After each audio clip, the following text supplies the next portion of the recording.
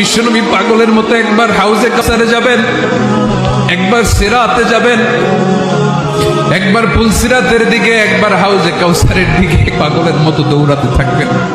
তার কোনো গুনাহগার উম্মত যাতে জাহান্নামে ঢুকে না যায়, সেদিন কেউ সুপারিশ করতে পারবে না বিশ্বনবী ছাড়া। এজন্য 5 নম্বর আল্লাহ বললেন, মান যাল্লাযী ইয়াশফাউ ইনদাহু ইল্লা বিইযনিহি। কার সাহস আছে, কার এত বড় বুকের পাটা কিয়ামতের কঠিন দিন আল্লাহর সামনে দাঁড়িয়ে সুপারিশ করবে? কারো ক্ষমতা, কারো ক্ষমতা নাই। বিশ্বনবী সেদিন সেজদায় পড়ে উম্মতের জন্য কাঁদবেন, সবাই কাঁদবে, নফসি নফসি, আল্লাহ আমারে বাঁচাও, আল্লাহ আমারে বাঁচাও। বিশ্বনবী বলবেন, উম্মতি উম্মতি।